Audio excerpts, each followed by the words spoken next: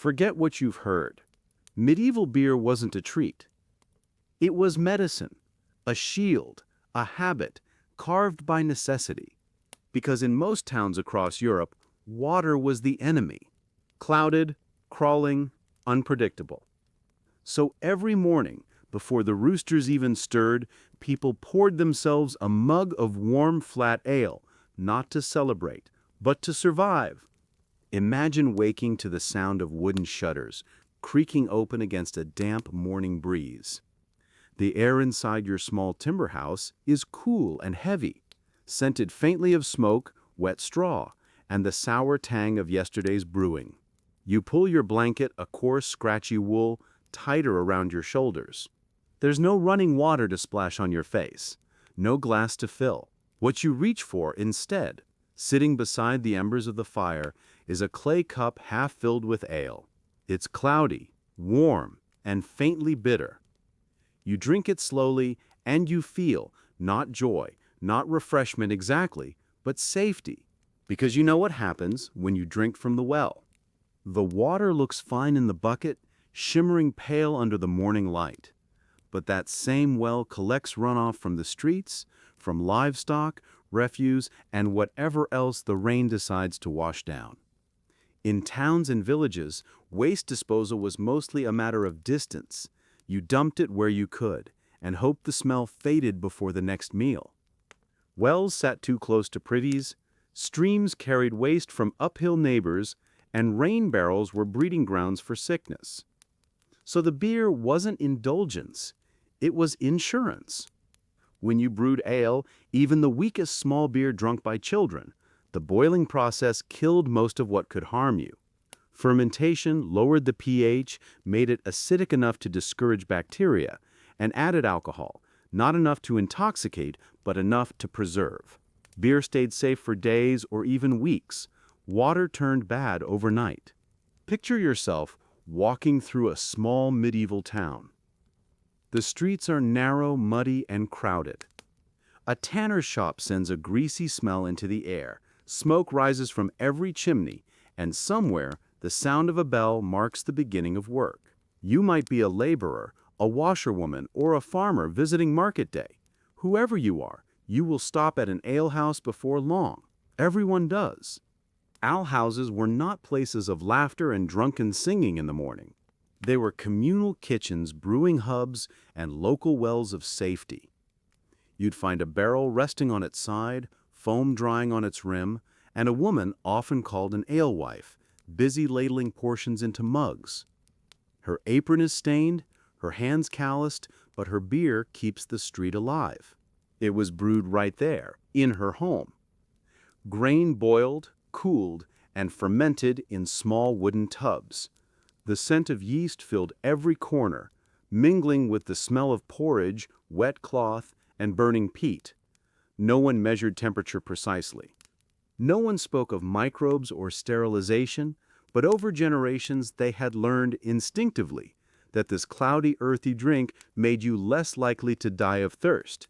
And so, by mid-morning, almost everyone in the village, old and young alike, had consumed beer. Children, yes. Pregnant women. Priests. Everyone. It wasn't a luxury or a vice. It was the water supply by another name. The beer itself wasn't strong. Small beer, they called it. A thin, pale brew with perhaps 1% alcohol or less. The kind you could drink all day and still walk straight. It quenched thirst, filled the stomach, and replaced lost calories from bread that had gone stale or grain that couldn't be spared. If you lived in a manor or a monastery, you might have a bit more flavor in your drink. Hops, herbs, or spices. But most common people drank what their neighbors brewed. A mixture of barley, oats, and sometimes whatever leftover grain could be found. It was cloudy, slightly sweet, and far from refreshing by modern standards. But to the medieval palate, it was familiar, comforting, and because it was brewed in small batches, every household's beer tasted a little different, a reflection of their hearth, their water source, even the local air. You could walk through a village and tell by scent alone which families were brewing that day. Now imagine the texture of your day shaped around it.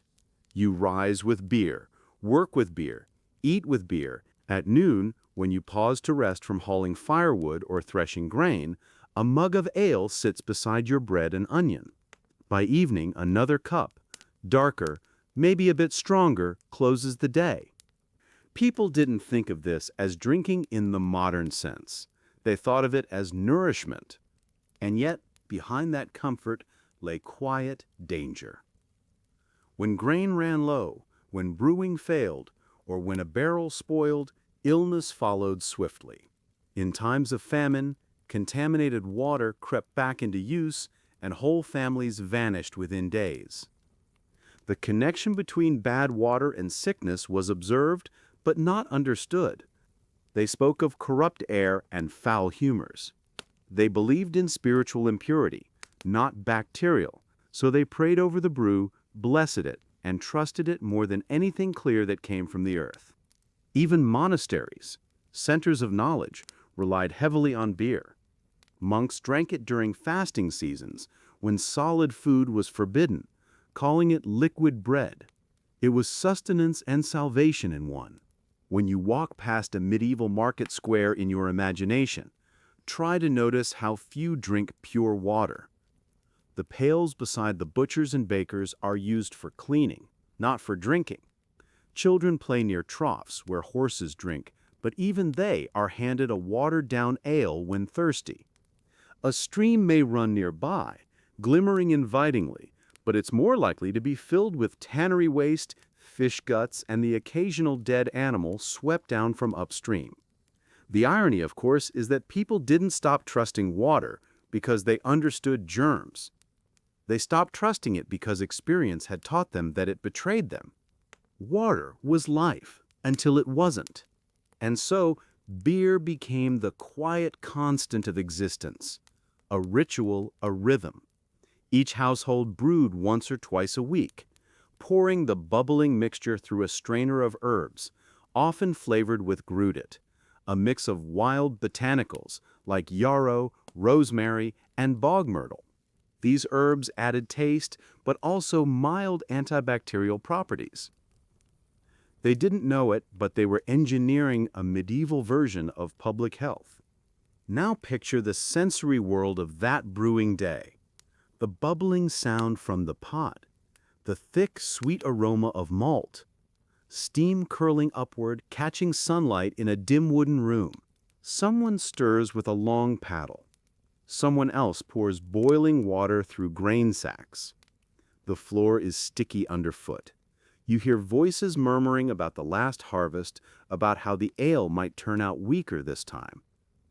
Outside, the well still waits, untouched. The same well from which your ancestors once drew with hope and now approach with suspicion. That shift in trust from clear to cloudy, from natural to processed, is one of the quiet revolutions of medieval life. Beer wasn't just a drink, it was technology, a safe liquid in a dangerous world. And as you sip your morning ale, sitting on a stool beside a smoky fire, you might not know the chemistry behind it, only that your child is less likely to fall ill tonight, only that your stomach feels warm, your thirst satisfied. You can taste the faint bitterness of roasted grain, the ghost of smoke from yesterday's fire. You can hear the distant clang of the blacksmith's hammer, the bleating of goats in the lane, the chatter of neighbors walking to work.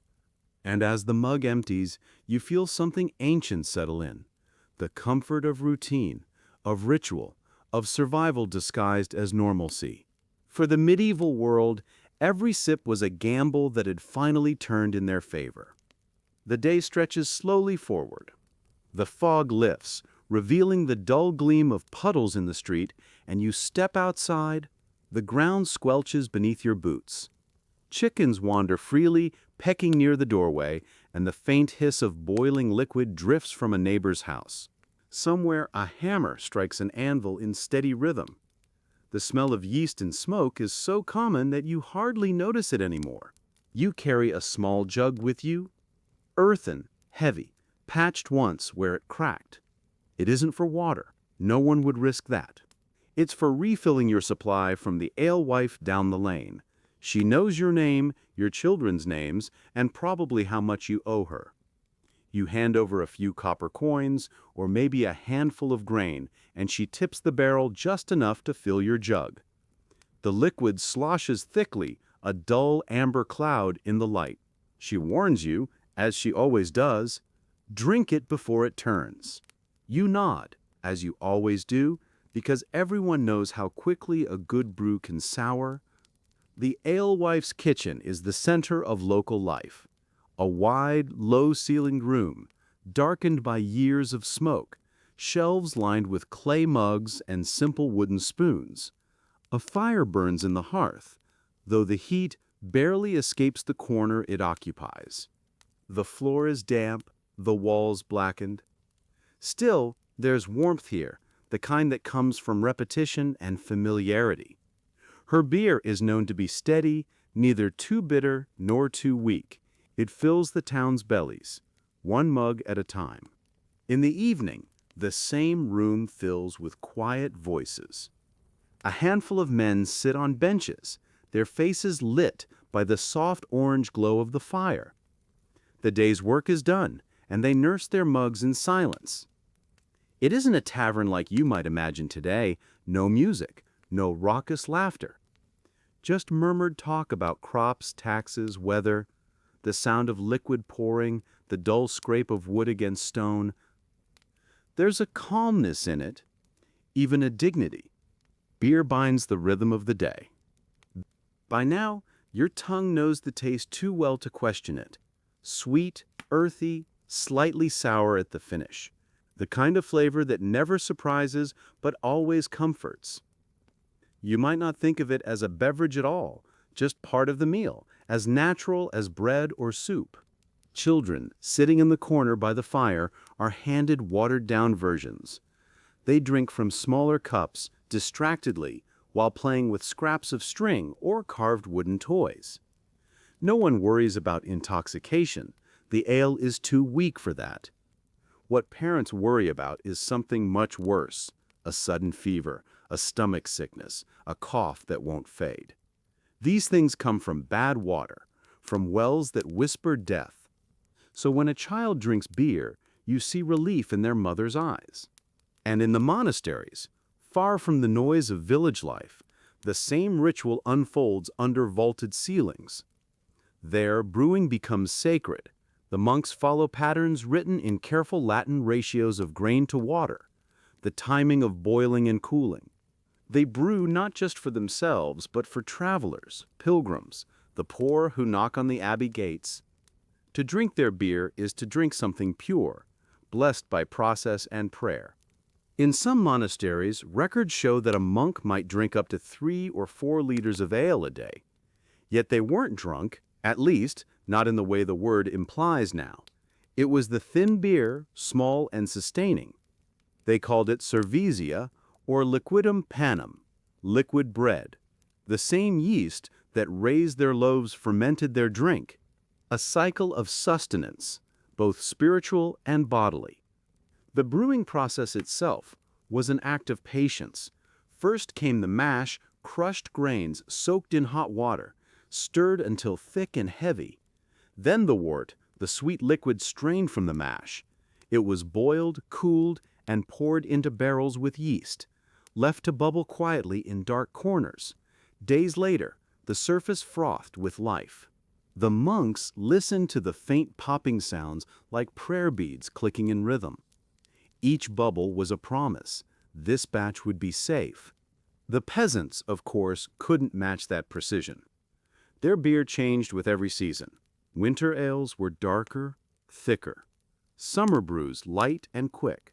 Some flavored theirs with herbs found in hedgerows, nettle, dandelion, or bog myrtle to give a touch of bitterness.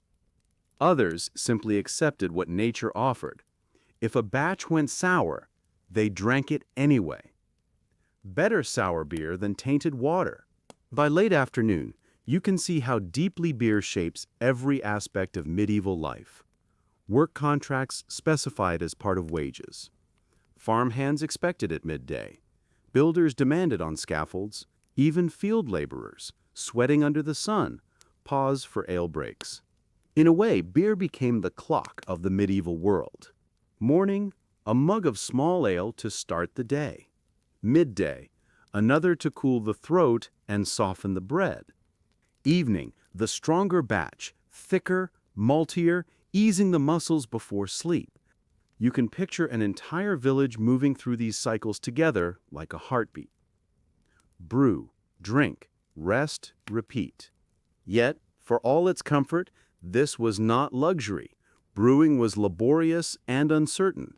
A pot too hot, a cold night too soon, and the yeast would fail. Grains were precious. A bad harvest meant thin ale for months.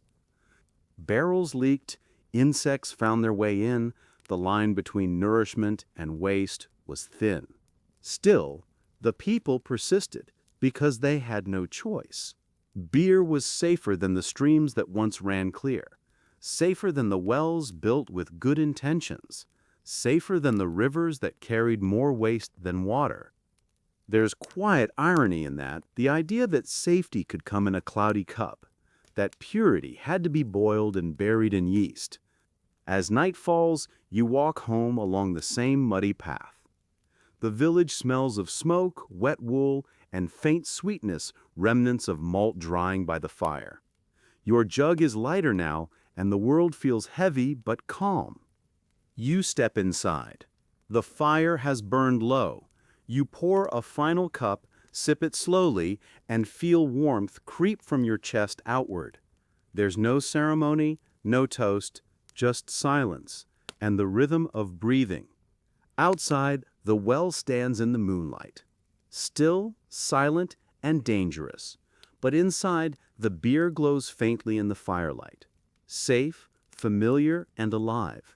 That was medieval survival. Not grand battles or heroic quests, but small victories, one sip at a time. And in those quiet sips, civilization endured. The seasons change slowly in the medieval world, but the taste of beer changes with them. Each brew carries the memory of the weather, a summer batch light and crisp, a winter one thick as stew. The rhythm of brewing is woven into the rhythm of survival. In spring, you use what's left of the old grain, hoping to stretch it until the next harvest. In summer, the yeast is too lively. The ale ferments too fast, bubbling over the rims of barrels. Autumn brings richer malt, darker color, and the faint relief of stability. And in winter, the fires burn longer, the steam thicker, the beer slower to rise but stronger for the weight. You live by these cycles without ever writing them down. Each generation passes the craft by observation, mothers to daughters, monks to novices, workers to apprentices. You learn by scent, by sound, by the feel of the foam on your fingers. There are no thermometers, no recipes, only instinct and patience. The evening settles over the village like a soft blanket of smoke and quiet labor. Somewhere, a door creaks. Someone tosses the washwater into the dirt lane. The smell of damp straw mingles with cooking fires and the faint sour scent of yeast from a nearby house. It's a world stitched together by routine, by hands repeating the same motions day after day, year after year. You could walk through a medieval street at any hour and know exactly what time it was by the sounds alone. The rasp of grain being milled in the morning, the chatter of hens by noon, the low hum of conversation from alehouses at dusk. Water ran through all of it, unseen but constant, a presence both feared and necessary. Children were warned not to drink from puddles, not because of germs, but because bad spirits lived in still water. People believed sickness came from foul air, from vapors that rose from the earth and settled in the lungs. They didn't know the truth, but they were observant enough to see the pattern. And so they began to trust only what they could transform with their own hands. If you followed a bucket's journey in those days, you'd see why. Rain fell from the thatched roofs, sliding down wood, blackened by soot and ash. It dripped through straw into the gutters, down into open barrels or shallow wells dug between houses. On dry days, it might come from a stream just beyond the village, the same stream where animals bathed, where tanners rinsed leather, where washerwomen scrubbed clothes. A single drop of that water might have touched 10 different lives before reaching a mouth. No one thought of purity. They thought of usefulness. And beer, more than anything, was useful. Inside each home, brewing was part of the weekly rhythm. It wasn't glamorous. It was work. Grain soaked in warm water until it swelled and softened. The mixture was stirred until the air grew thick with steam. When it cooled, yeast was added. Not from a pouch or jar, but from the same wooden spoon used the week before. They didn't understand why it worked, only that it did. That simple faith in repetition became its own kind of science. Imagine standing in one of those small, dark cottages as the brewing begins. The fire pops, steam fogs the single window. A woman wipes her forehead with her sleeve and bends again over the kettle. Her child sits nearby, chewing a crust of bread and watching the air shimmer. Every movement carries the weight of generations, the same gestures learned and passed down without words. To stir was to remember. To brew was to belong. And outside, the village breathes in rhythm with her. A man sharpens his scythe by the door. Someone calls across the lane. A dog barks and then settles back into sleep. Life hums in small, even tones. If you look closely, there's beauty in that sameness. It's not the beauty of progress, but of persistence. Of people who learned that safety came not from invention, but from doing the same things carefully, over and over again. The taste of beer changed from house to house, but the reason for it never did. It was survival made drinkable. It was trust, boiled and cooled. Now picture the way the air must have smelled after a full day of brewing. Sweet malt clinging to the rafters, faint bitterness of herbs drying near the fire, smoke winding through it all like a low note in a song. It wasn't a pleasant scent, but it was familiar, and familiarity was comfort. The same comfort we feel when a room smells like coffee in the morning or rain on hot pavement. It's the scent of continuity, of life still moving, despite everything. Sometimes, when the beer was finished, they'd pour the first cup for the household head, or for a guest if one happened to be visiting. The act was half courtesy, half superstition. A small offering to good fortune, a gesture of trust between maker and drinker. To refuse was rude. To spill was bad luck. Even children understood that much. And then there were the stories, whispered while the beer cooled, traded like currency in the dim light. Stories of wells cursed by witches, of water that turned sour after lightning struck, of travelers saved by ale when the stream betrayed them. Each tale began as caution and ended as gratitude. The lesson was always the same. Water was fickle, but beer was faithful. Some nights, the villagers would gather in the alehouse after work.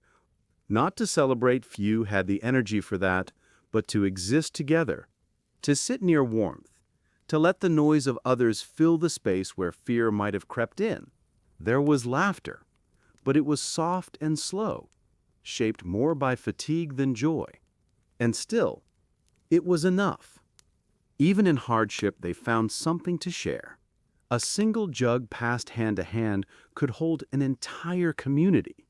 Think of how heavy those days must have felt. The weight of mud on their boots, the sting of cold air through worn clothes, the endless labor that filled every hour of daylight.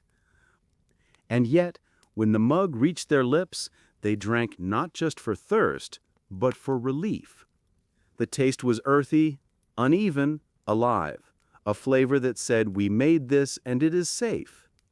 In that moment, the world must have felt smaller but kinder. For a few breaths, they could trust it. The flicker of the hearth became their horizon. The steady rhythm of their breath, they're proof that life continued. Even illness couldn't stop the ritual. If someone was sick, the ale was still brewed, often weaker, thinner, but warm enough to soothe. The steam from the pot became medicine. The smell, a promise. Every act of care was practical. They had no doctors to call, no sterile water to wash wounds. But they had each other, and they had the comfort of what they understood. There's a quiet wisdom in that kind of endurance. The acceptance that perfection is unnecessary, that survival is already success. The medieval villagers didn't live long by our standards, but they lived fully in the time they had. Each morning began with risk, and each evening ended with gratitude disguised as habit. When you drink something warm before sleep, you're echoing that same instinct to end the day with reassurance, to replace fear with familiarity. And maybe that's why their world still speaks to ours, even across centuries, because beneath the dirt and the smoke and the superstition, they were doing what we still do, turning uncertainty into ritual, turning danger into comfort, turning life unpredictable, unkind, into something you could hold in both hands and share. Sometimes when the nights grew longer and the frost crept through the gaps in the shutters, that small comfort became something sacred. A mug of ale could warm more than hands. It could remind you that you weren't alone in the cold. Neighbors would knock softly on one another's doors, asking to share what was left. A few sips between them felt like a shared heartbeat. The ale itself wasn't strong, but the company was. In those winters, the line between hunger and hope was thin. The harvest might have failed, or a sickness might have moved through the village. Still, someone would find enough barley to brew again. The pot would go back on the fire. The same ritual repeated with patient hands. Not because it promised survival, but because it promised continuity. And continuity, in its own way, was salvation. You can imagine the glow inside that small room, the way the firelight trembled across faces, how shadows made the walls seem alive. A few words spoken softly, the hiss of wood in the hearth, the quiet creak of the door as another person entered to escape the wind. The air heavy with smoke and malt, the floor warm beneath bare feet.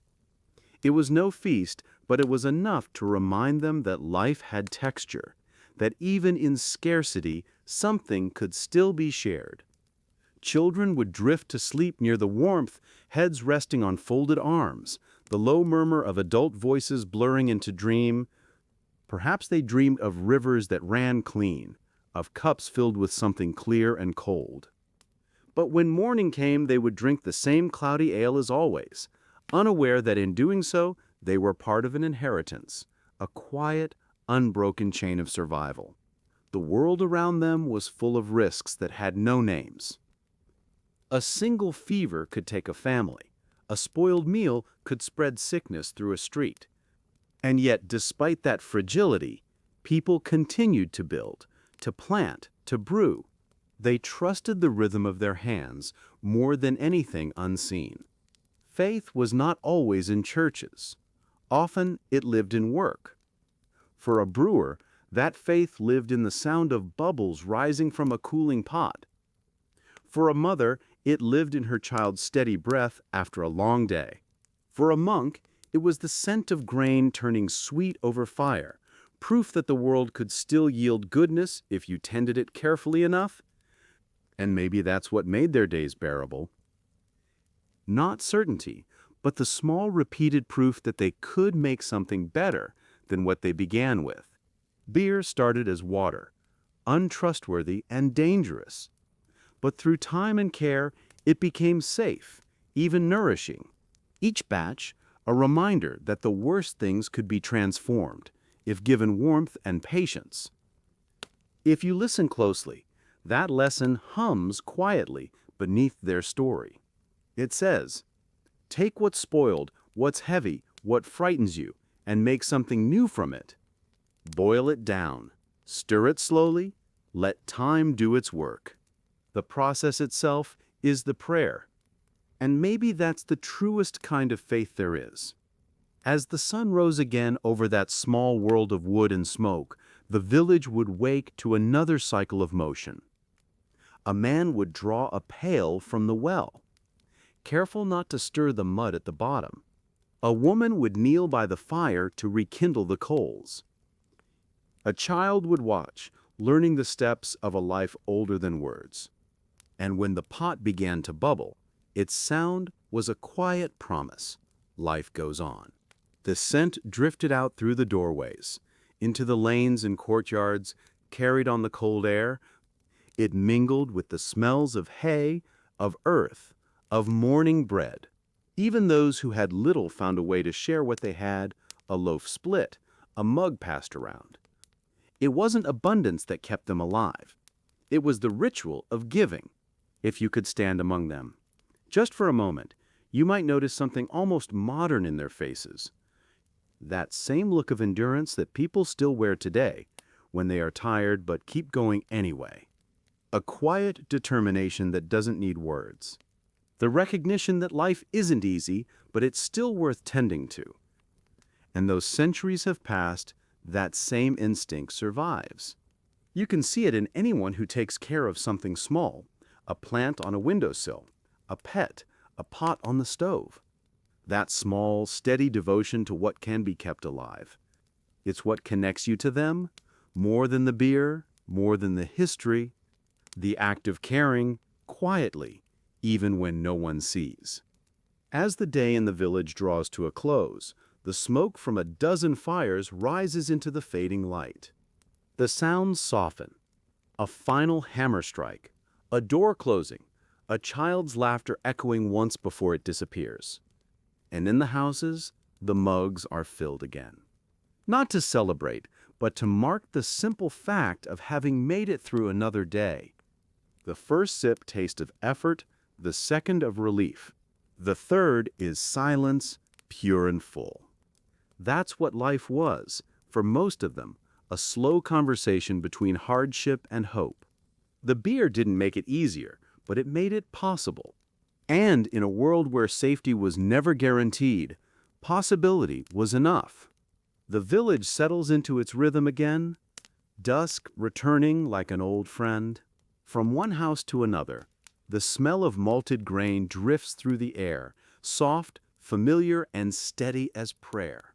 Someone stirs a pot. Someone hums a tune. Somewhere, the first stars appear over the rooftops, faint pinpricks of light above a world that has never really known darkness or quiet. And as the smoke rises from every chimney, you begin to realize something. The sound that binds them all together isn't the crack of a hammer or the creak of a wheel. It's the bubbling of beer, that low, constant murmur that fills the evening like breathing. Because, for some, brewing wasn't just routine, it was calling. The brewers' hands carried more than habit, they carried trust. Every village, every monastery, every household had someone whose life revolved around the careful tending of that fragile process. They knew how long to boil, how long to cool, when the foam meant safety and when it meant ruin. They couldn't name the reason, but they knew the rhythm by heart. Among them were those who brewed for faith and those who brewed for survival. Monks and alewives, cloister and cottage, two worlds joined by the same scent of grain and steam. Both believed that to brew was to care, and to care was to serve. In stone monasteries that glowed faintly in candlelight, monks moved silently between kettles. In crooked timber houses, women stirred and waited, whispering prayers of their own. Different lives, same patience. Different reasons, same hope. The bubbling sound deepens, the air thickens with sweetness. The village fades, the horizon narrows to the glow of fire against copper. And there, through the haze, you can almost see them, the keepers of the brew, the quiet guardians of warmth in a cold world. The smell of beer is older than memory. It lingers wherever people gather. In monasteries where monks whisper prayers into bubbling kettles, In village kitchens where widows stir wooden paddles through steaming vats, brewing was never merely a trade. It was a quiet duty, a sacred rhythm that kept entire communities alive. Imagine a stone abbey rising from mist. Its walls glisten with morning dew, the air cold enough that your breath hangs visible before you. Inside, behind thick wooden doors, a different kind of warmth lives. A mix of steam, grain, and devotion. The monks rise before dawn. Bells ring softly, not for laborers this time, but for prayer. And then, without hurry or speech, they begin their brewing. Long before chemistry, they had precision. They measured by habit, by sight, by patience. The same hands that copied scripture and tended herbs also stirred the wort, the liquid foundation of beer. They brewed for the poor, for travelers, and for themselves, not out of indulgence, but out of necessity and duty. In their world, beer was sustenance made holy. Each abbey had its own recipe, guarded and perfected over generations. Some added honey, others herbs gathered from cloister gardens, sage, coriander, even heather. The brewing spaces themselves resembled sanctuaries, light slanting through narrow windows, steam drifting upward like incense. The monks moved in silence, the bubbling sound of fermentation echoing faintly through stone halls. If you were to stand in that room, you'd hear the rhythm of work and prayer blending into one, ora et labora. Pray and work. And as the kettles boiled, the line between the two blurred completely. Beer wasn't just safer than water, it was considered a gift of balance. Something both bodily and spiritual nourishment that bridged hunger and holiness. The monks called it cerevisa, derived from Ceres, the goddess of grain, a reminder that even divine things could emerge from ordinary soil and sweat. The most famous of these monastic brewers lived across Europe in the great Benedictine and Cistercian orders. Their abbeys, like St. Gall or Weihenstephan, became centers of innovation. They standardized brewing techniques, documented processes, and introduced hops long before anyone else understood their value. What they made wasn't the strong beer we know today, but an early blueprint of discipline, consistency in a world that had little of it. Yet beyond the abbey walls, another kind of brewer thrived, the alewife. If monks represented structure, the alewives embodied survival. These women brewed from home, often widows or mothers, selling pints to feed their families. They stirred vats while rocking babies, bartered with neighbors, and carried their barrels to market in handcarts. Their kitchens smelled of smoke and sweetness. Steam clung to their hair.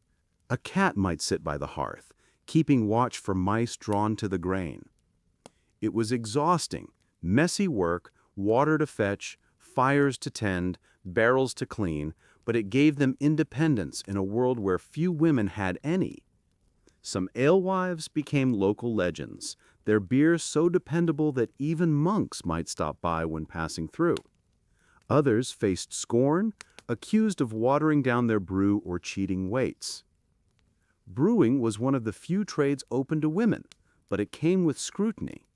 And as the centuries passed, the image of the alewife shifted from respected provider to suspicious figure. You might recognize the caricature, a woman with a tall hat stirring a cauldron, a cat at her side. What was once the symbol of domestic skill became the seed of the witch stereotype. The hat made her visible in a crowd, the broom at her door signaled that ale was for sale, and the bubbling cauldron held nothing more sinister than beer. Yet suspicion grew, and superstition twisted what had once been ordinary. Still, the alewives brewed on. Their work was seasonal and uncertain. A single spoiled batch could ruin them. They relied on neighbors' goodwill, repeat customers, and luck. But the profit, small as it was, could mean survival. Every coin earned, every jug sold, every satisfied drinker brought them another day's safety. If you lived in a medieval town, you'd know your local brewer by name. You might visit her before sunrise, before the alehouse filled with workers. The room would be dim, thick with the smell of yeast and firewood. She'd hand you a mug, not polished, not perfect, and you'd drink it without ceremony. The warmth would spread slowly, and for a moment, you'd feel gratitude you couldn't quite name. Meanwhile, in distant monasteries, the monks continued refining their methods. They experimented with aging, storage, and ingredients. Some began to export their beer, trading barrels for grain or parchment. Slowly, their quiet industry grew into wealth, the kind that made abbeys self-sufficient, their fields fertile, their libraries vast. But with that success came tension. Secular brewers, often women, couldn't compete with monastic consistency. The church's moral authority also began shaping public opinion. Beer brewed under holy supervision was pure. Beer brewed by women was suspect. The shift wasn't sudden, but gradual, a slow rewriting of who controlled the craft. By the late Middle Ages, the profession of brewing had begun to formalize. Guilds appeared, licenses were required, taxes were imposed, the world of small home brewers began to shrink beneath the weight of regulation. Yet, in quiet corners of every town, alewives still stirred their vats, guarding recipes older than any law. Picture one of them at dusk, her hands red from work, her apron damp. She leans against the doorway, watching the smoke from her chimney twist into the evening air. She knows the day's earnings won't stretch far. Still, she'll brew again tomorrow because people will always need to drink. In that moment, her labor feels like prayer, not spoken, but lived. A devotion written in steam instead of scripture. And somewhere, miles away, a monk lifts a wooden ladle from his barrel, murmuring the same unspoken gratitude. Though their worlds never meet, they share the same quiet burden to keep the water safe by turning it into something better. The world of brewing, by the 13th century, has begun to split in two. On one side, stone abbeys where brewing is sacred work, written, recorded, perfected. On the other, the cottages and back streets where women still stir thick mash by hand, brewing for neighbors, for pennies, for survival. It is evening in a small town, and the narrow lanes smell of smoke and malt. You can hear the dull clatter of buckets, the slow creak of wooden doors. In one house, a woman lifts the lid from a steaming pot. The heat washes over her, carrying the scent of barley and smoke. She doesn't own the recipe. It belongs to memory. A handful of grain, a measure of time, the intuition of when the liquid turns sweet enough to trust. She wipes her hands on her apron and listens.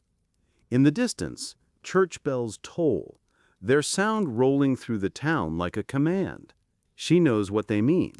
Closing hour for market, curfew for fires, and increasingly, inspection for brewers.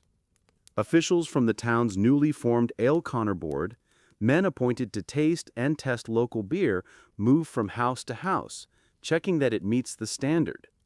They press their leather breeches onto freshly spilled ale to test its stickiness, declaring whether it's too weak or too thick. They mark the barrel with chalk and move on. The alewife watches, silent. Her livelihood depends on their opinion. Brewing, once a domestic ritual, has become public, taxable, and judged. For the monks, the change brings comfort, structure fits their world. For the alewives, it brings anxiety. A bad review means fines, or worse, loss of license. And licenses are power. Only those who can pay for them, often men, are allowed to sell in larger quantities. Slowly, the trade begins to shift hands. But within abbeys, the story is different. There, beer is still a matter of devotion. Imagine the inside of one, a long stone hall lined with barrels the size of carriages. Monks in rough wool robes move between them, hands clasped, heads bowed, speaking only when necessary. The smell is rich, a mixture of malted grain, herbs, and faint dampness from the cellar walls. Light filters through small, high windows, catching the haze of steam. One monk bends over a vat, murmuring softly, a prayer, or perhaps a recipe. He knows his craft could feed hundreds. The abbey's beer supports the infirmary, the guest house, the pilgrims who arrive at the gate with tired feet and hollow eyes. For them, a cup of beer is not indulgence, but kindness. In those days, beer is medicine as much as meal. The monks blend herbs for digestion, honey for strength, and sometimes spices traded from distant ports. In manuscripts, they record their methods carefully. Some write that beer cheers the heart and calms the belly, others that it restores the humors. They may not know microbes by name, but they know cleanliness, patience, and proportion. Through these hands, brewing becomes a science, long before the word exists. Outside, however, the same work is seen as mundane, even dangerous. The alewives face whispers. If their beer makes someone ill, they are blamed. If it tastes unusually strong, they are accused of witchcraft. The bubbling cauldron, the cat by the fire, the herbs hanging from the ceiling, all the familiar signs of a working brewer begin to take on darker meanings in the fearful imagination of others. Superstition thrives where understanding falters. And yet, the demand never fades. Beer is still the heartbeat of the town. Inns rise along trade roads, selling stronger, clearer brews. Travelers stop to drink and rest their horses. Ships leaving ports like Lübeck or Bruges carry barrels across the North Sea. Trade grows, and with it, control. Brewer guilds form, organized, male, powerful. By the 14th century, brewing is no longer a woman's craft alone. Men dominate the guilds, set prices, control supply. They learn from monks, copy their precision, and build larger breweries near rivers where water is plentiful. Women are slowly pushed out, their work remembered in faded tavern signs or local songs. But in quiet corners, the old ways persist. In rural villages, widows still brew in their kitchens. Children still carry small jugs to fetch beer from neighbors. They stir by instinct, taste by faith, and every so by instinct, taste by faith, and every so often, one of these forgotten brewers produces a batch so perfect that word spreads a rare blend of sweetness and clarity that even the monks might envy. In this way, the tradition survives not by power, but by persistence. Brewing, after all, has never belonged entirely to science or to prayer. It belongs to those who need it most. In towns, you can trace that need by sound. The clank of metal hoops around barrels, the hiss of boiling wort, the splash of ale poured into mugs. Conversations murmur beneath it all, blending into the steady hum of life. Even now, centuries later, that sound would feel familiar, the comforting noise of ordinary survival. Sometimes, travelers writing letters mention it. One might describe arriving at an abbey and being served a soft brown beer, thick but wholesome. Another notes that in a small village, women keep the town alive through their brewing. Their words never speak of fear or luxury, only of necessity and of gratitude. It's strange to think that this simple, cloudy drink held an empire together.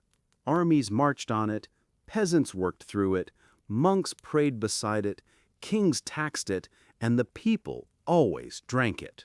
By the 15th century, the division between monk and alewife, holy and humble, is firmly drawn, yet both sides still serve the same purpose, turning unsafe water into life. You can imagine the monk closing his eyes, lifting a ladle of beer toward the light, whispering thanks for its clarity, and far away, in a cottage thick with smoke, a woman does the same, though her thanks are wordless. Both of them carry the same burden. Both of them brew in hope, and both of them, in their own quiet ways, keep the world alive one barrel at a time. As trade and time reshape the medieval world, the beer itself begins to change. For centuries, it was thick, sweet, and fleeting, brewed one week, gone the next. But in the late Middle Ages, something subtle begins to alter its character.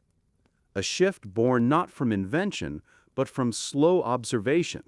Somewhere along the trade routes that cut through Flanders and the Rhineland, brewers noticed that when they add certain bitter flowers to their vats, the beer lasts longer. It doesn't sour as quickly, doesn't spoil in the barrel. Those flowers are hops. At first, people resist them. The old herbal blend known as Groot had flavored beer for generations, a mix of yarrow, bog myrtle, and rosemary. Its taste was soft, familiar, almost sweet. Hops, on the other hand, made the brew sharper, dry on the tongue, foreign in scent. But the merchants loved them. A beer that lasted longer meant barrels that could travel farther. It could be traded, taxed, and sold again. The monks adopt hops first. They always had the patience to test what others dismissed. They dry the flowers carefully, weigh them with quiet precision, and find the balance between bitter and bright. Soon monasteries along the Rhine begin exporting hopped beer, earning silver and status. In towns, commercial brewers follow. Ale becomes beer, a distinction that will matter for centuries. Ale is the old unhopped drink, brewed for local mouths. Beer, the hopped version, is born for distance and trade. The difference is not only in flavor, but in economy. The local alewives, bound to quick sales and small kettles, can't afford to wait for hops to steep and mellow. But large breweries, with stone cellars and time to spare, can. The world of brewing stretches wider. Ships leave port carrying barrels stamped with seals. Caravans roll through city gates, the slosh of beer inside a sound as steady as coin. Town records list taxes on hops, on grain, on barrels. The drink that once meant survival now fuels the first sparks of industry. Still, the human touch remains. Every batch, even the most commercial, begins the same way, with heat, with patience, with scent. Boiling water, toasted grain, the hiss of steam rising into the rafters. The rhythm of stirring and waiting is unchanged, and somewhere an old alewife would still recognize the sound. In the cities, guilds hold meetings in low halls, deciding who may brew, how strong the beer should be, and what price it must fetch. They speak of purity, of standard, of regulation, but behind every rule is the same quiet fear that spoiled beer can destroy a community faster than fire. That fear is what keeps the brewers careful. They scrub their vats with scalding water. They build deeper cellars to keep the beer cool. They watch the color of the foam, the sound of fermentation, the scent of the mash. To brew is still to gamble, but now the gamble feels less like survival and more like craft. And with that craft comes pride. The monk who records his brewing in neat Latin notes knows his skill brings safety. The city brewer who opens his shutters to sell the first clear, hopped beer knows he has tamed something wild. Even the village women who still brew in kitchens for neighbors hold fast to their inherited ways, their beer sweeter, cloudier, closer to memory. If you walk through a late medieval town, you'll smell the difference in the air. The older alehouses exhale a warm, bready sweetness. The new breweries carry a sharper note, floral, dry, faintly resinous. The scent of hops means progress, commerce, a step toward modernity. And yet, under it all, the same purpose endures, to turn unsafe water into something that sustains. The monks call it providence. The merchants call it profit. Stubble, that number sipitu. The workers call it daily bread. Whatever the name, the brew has become a reflection of the world itself, complex, changing, alive. In time, kings will grant brewing privileges, taxes will rise, guilds will swell and fracture. But none of that matters to the brewer at the hearth, stirring a slow, careful circle through steaming wort. She listens to the bubbles, smells the sweetness turn faintly bitter, and knows that once again she has managed what every brewer before her has done to wrest safety from chaos, order from chance, comfort from fear. The beer will cool tonight, and tomorrow the village will drink again. The monks will ring their bells, the merchants will count their casks, and life brewed in 100 variations of the same humble miracle will flow quietly on. And as the steam fades into the rafters and the fire dies low, the world beyond the brew kettle remains what it has always been, uncertain, fragile, endlessly in need of small acts of faith. The beer, in the end, is one of them. The steam curls and fades into the cold evening air. The last of the day's heat lingers in the stones, in the barrels, in the brewer's hands. Somewhere in the distance, a bell tolls, the same sound that has marked every hour of her life, every batch she has ever brewed. She wipes her palms on her apron and breathes deeply, letting the scent of grain and hops drift upward. It's a smell that holds everything: labor, fear, hope, and memory. The beer will rest now, left to ferment in the dark, guarded by patience and prayer. In the quiet, she feels the same calm that settles over the abbey at dusk. The monks are finishing their vespers. Their own kettles have gone still. The sound of dripping water echoes through the cloister halls. One of them crosses himself before leaving the brew room. Not superstition exactly, but something close. Gratitude, maybe, or trust. Both the monk and the alewife, miles apart, perform the same act of faith. They don't see the yeast working, or the transformation that makes the water safe. They only believe it will happen, as it always has. The medieval world rests on that kind of belief, not just in heaven or saints, but in the invisible workings of the ordinary. Boiling, cooling, fermenting. The rituals that seem mundane carry a quiet power, a power not yet understood, but deeply felt. And it's that intersection between faith and physics, blessing and biology, that reveals the hidden logic of their world. Because before microscopes and science, the act of brewing was more than chemistry. It was alchemy. A mystery they lived by, every day, without ever needing to solve it. The first time someone watched boiling water turn to safe beer, it must have looked like sorcery. A pot filled with scummy liquid and ground grain, heated, stirred, and left alone, somehow transformed into something that didn't make people sick. It fizzed, it breathed, it tasted alive. No one could explain it, but no one questioned it for long. When the results could save lives, mystery was as good as science. To the medieval mind, explanation was rarely mechanical. It was moral, spiritual, or symbolic. If a process worked, it meant it had divine approval. If it failed, it meant something had angered the unseen. In this way, brewing became not just a craft, but a conversation with the invisible, a ritual that lived halfway between kitchen and chapel. Imagine standing in a medieval brew room. The light is dim and yellow from the hearth. The air hums with warmth and smell, sweet malt, sharp herbs, and faint smoke. You can hear the low boil of the wort, thick and rhythmic like breathing. The brewer stirs with a long wooden paddle, the motion steady and almost meditative. There's no clock, no thermometer, no clear reason why it works. Only the old rule: when the scent turns from grain to bread, it's time to stop. And when the foam forms days later, pale and trembling on the surface of the barrel, the brewer whispers a short phrase under her breath, part habit, part protection: God keep it pure. This mixture of faith and function runs through every part of medieval life. People blessed fields before planting, blessed fires before lighting them, and blessed beer before drinking. The act of boiling wasn't just chemistry, it was cleansing, a kind of baptism by heat. When monks brewed in abbeys, they began with prayer. The water was drawn at dawn, the first fire lit in silence, and the steam rising from the kettle was seen as an offering, a visible prayer returning to heaven.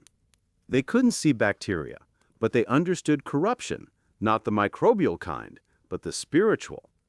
Water, left still and untouched, grew foul. In their worldview, so did the soul. To boil it was to purify, to reorder nature's chaos into something safe and blessed. Of course, the world beyond the monastery walls wasn't as serene. For ordinary people, brewing had its share of superstition. A brewer might stir only clockwise to mirror the sun's path. Another might avoid brewing during storms, believing lightning spoiled the batch. Some dropped a piece of blessed bread into the fermenting barrel to keep the devil out. Each charm, each small act, carried comfort. They weren't scientific, but they worked or seemed to, often enough to survive centuries. And hidden inside those rituals were truths that no one yet understood. The wooden paddle carried natural yeast from earlier brews. Stirring in the same direction kept temperature consistent. Even the bread full of yeast itself acted as a starter. They didn't need to name the science to practice it perfectly. The process itself was their teacher, and belief kept the tradition alive. You can imagine a monk writing in the margins of his brewing manual.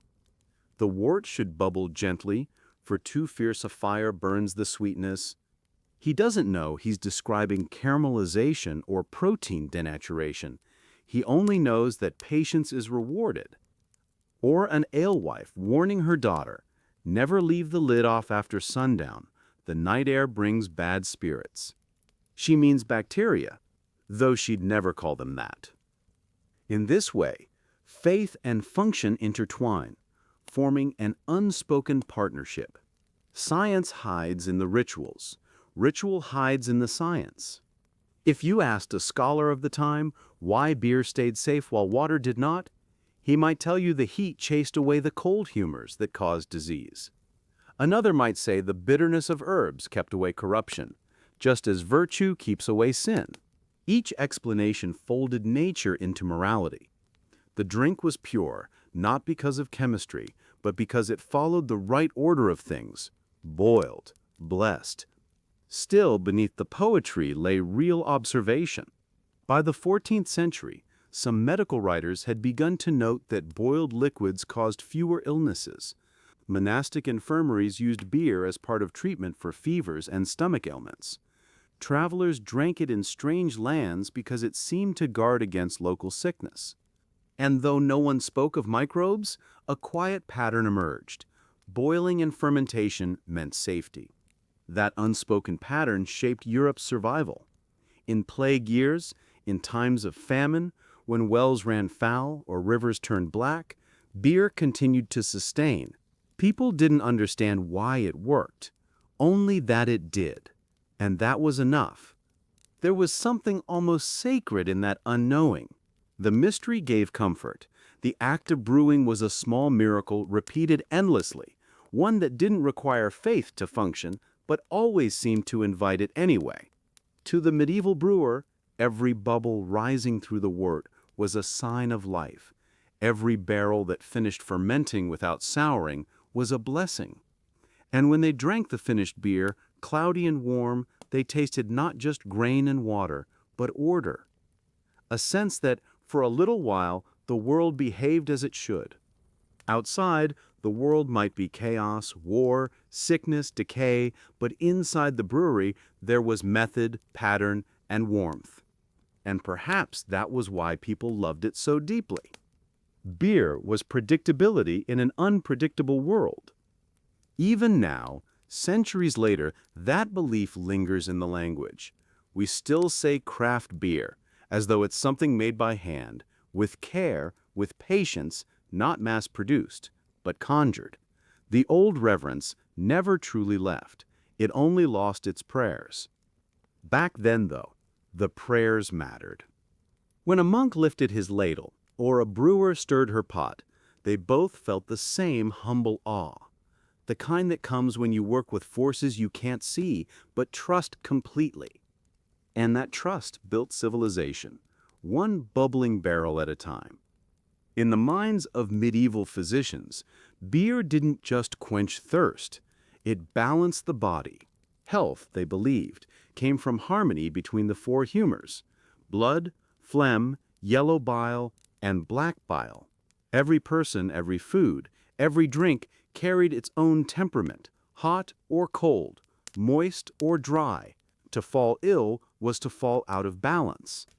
Beer, with its warmth and mild moisture, was considered a stabilizer, gentler than wine, safer than water, more nourishing than broth. Physicians wrote that it comforts the stomach and quickens the mind. Some even prescribed specific brews: light ale for fevers, dark beer for weak digestion, strong beer for melancholy. They didn't yet know about calories or nutrients, but they noticed patterns. Those who drank beer tended to endure winter better. They recovered from toil faster. It wasn't the alcohol that helped, but the barley rich in carbohydrates and the yeast, which carried unseen vitamins and minerals. To a monk or a physician, this seemed nothing short of divine design. The monasteries became laboratories of health.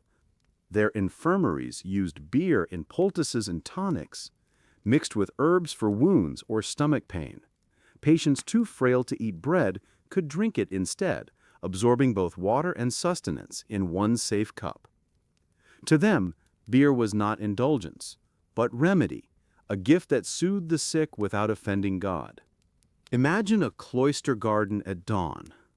Dew beads on the herbs. A monk bends to cut fennel, sage, and a sprig of wormwood, all bound for the day's brew. He believes each plant carries its own virtue. The bitterness purifies, the scent drives out corruption, the color pleases the spirit. When he stirs them into the boiling wort, the mixture smells faintly of medicine and honey. Steam curls upward, glowing gold in the early light. He whispers a psalm. For him, brewing is prayer turned physical, healing made visible. Meanwhile, in towns and villages, the same faith takes humbler forms.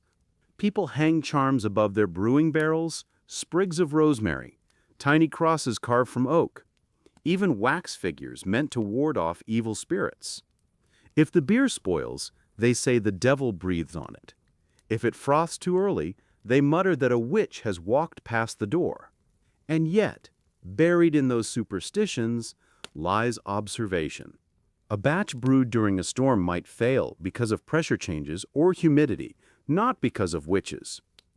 A brewer who left her door open invited dust, not devils.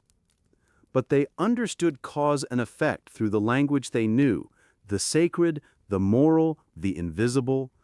That way of seeing the world gave them calm. Even when death swept through their cities, plagues, fevers, unseen sicknesses, they clung to the rituals that had always kept them safe. Boil the water, bless the beer, keep faith. When the Black Death came, people noticed something strange. Monks and brewers, those who worked around boiling vats and alcohol, fell ill less often. Historians today point to sanitation. They handled cleaner liquids, washed barrels with scalding water, lived behind monastery walls. But to their contemporaries, it looked like divine protection. Beer had spared them, and faith explained why. So beer gained a quiet sanctity. It was not just a drink, but a shield. A small miracle that fit in a cup. Even after the plague, its reputation endured. Doctors carried it into their remedies, mixing it with crushed herbs, egg yolk, or milk. It softened bitterness, preserved mixtures longer, and made the taste bearable. Apothecaries kept barrels beside shelves of powders and tinctures. And yet, for all their belief in divine power, medieval people were keen observers.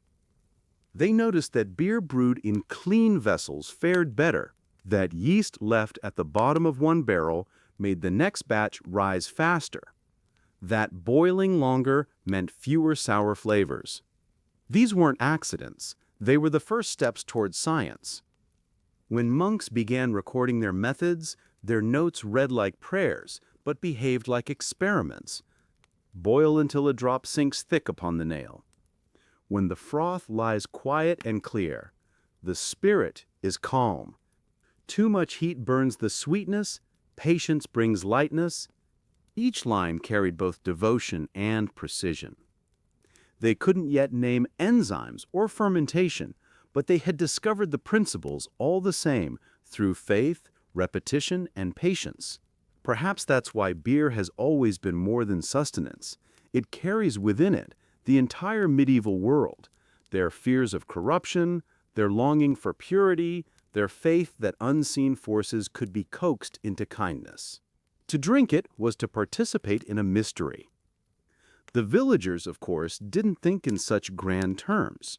They just knew the beer felt good, that it filled the belly and settled the heart, that after a day of toil or fear, a mug of ale by the fire softened the edges of the world. There was safety in that routine, safety built on centuries of trial, error, and quiet reverence. And though they couldn't see the science, they could feel the result. Boil the water, bless the brew, and live another day. The superstition might fade, the prayers might shorten, but the pattern endures, an unbroken chain from abbey to tavern to modern glass. It is strange to think that the same process that once seemed like magic now fills shelves in grocery stores, its mystery turned mundane. Yet something of that awe still lingers, hidden in the first sip, the taste of heat and patience and invisible life. In every bubble, the echo of a prayer. In every foam, the ghost of a superstition. In every swallow, a fragment of survival. Beer didn't just keep medieval people alive. It gave them faith that the world, though unpredictable, could be persuaded to behave. And that quiet, comforting illusion that life could be brewed into order was perhaps the most powerful medicine of all. In time, belief begins to blur into morality. What had once been medicine and daily sustenance becomes something the church must now define. A drink that comforts the poor, yes, but tempts the rich. A blessing in moderation, a sin in excess. For centuries, beer had been the drink of survival, but as cities grew wealthier and grain more abundant, the cup that once symbolized safety began to symbolize choice. In monasteries, rules tighten. The Benedictines warn against indulgence, insisting that all things in measure includes the contents of a mug. Monks are allotted daily rations, sometimes a quart, sometimes a gallon, depending on the house. Enough to nourish, not enough to dull the mind. Yet the line is thin and easily crossed. The same brew that steadies prayer can also soften discipline. Some abbots worry that beer's comfort makes monks lazy. Others defend it as divine mercy, a gift that keeps men peaceful and healthy in cloistered walls. The debate runs quietly through the corridors of theology. One more reflection of a universal truth: even blessings must be managed. Outside the abbey, the world drinks with fewer doubts. In towns, merchants and guildsmen gather at long tables to celebrate trade deals, marriages, feasts. The beer flows freely, clearer now, brighter, touched with the golden bitterness of hops. Mugs clink, voices rise, and laughter echoes down stone alleys. Somewhere a priest walks by, shaking his head. Too much joy, too little reverence. The church begins to preach moderation, warning that drunkenness invites sin. But the sermons rarely reach the workers who drink not to forget, but to endure. For most people, beer is still work, still wage. You drink because it's safe, because your body demands it, because water will betray you, and wine is too dear. A mug after labor doesn't lead to vice, it leads to sleep. Yet in wealthier homes, the relationship begins to shift. The nobles and the urban elite, accustomed to imported wines, begin to commission stronger, darker brews, beers flavored with exotic spices, honey, or even rose petals. No longer necessity, it becomes novelty. The line between nourishment and indulgence dissolves entirely. Medieval theologians notice they write of sin in the cup, of beer that clouds judgment and dulls virtue. But they also admit its usefulness, that moderate drinking keeps tempers mild, arguments brief, and hunger at bay. Like so much in medieval life, morality depends on balance. In this way, beer becomes a mirror of the soul, humble when life demands humility, dangerous when abundance invites excess. The alewife understands this without philosophy. She has seen men come to her door in gratitude and in shame.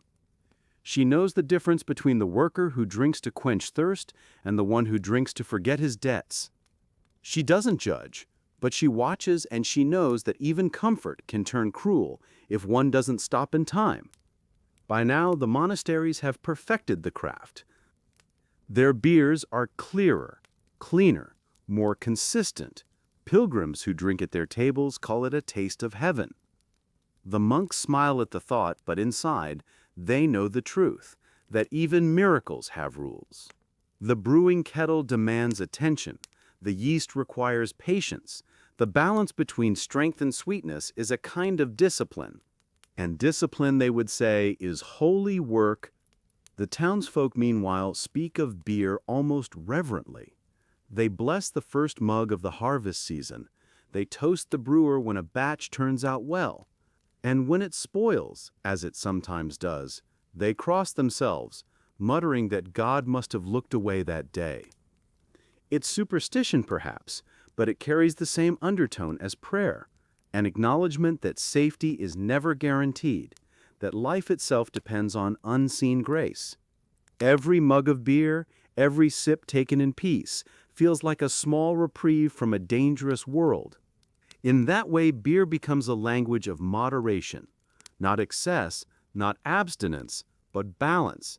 It embodies everything the medieval world struggles toward: order, predictability, harmony. The brewer, whether monk or peasant, never boasts of mastery. They know too well how fragile it is. One unclean pot, one cold night, one forgotten stirring, and the batch fails.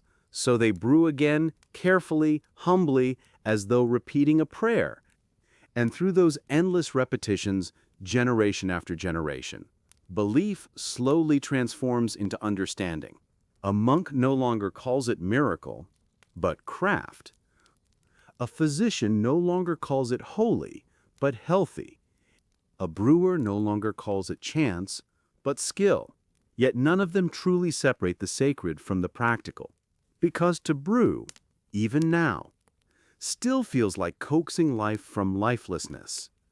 And as the age turns and Europe grows wealthier and restless, that feeling begins to change shape. Beer, once the drink of need, will soon become the drink of choice, not survival, but celebration. The monks' modest kettles will inspire great breweries. The alewives' wooden spoons will become symbols of craft. And what began as ritual will evolve into luxury.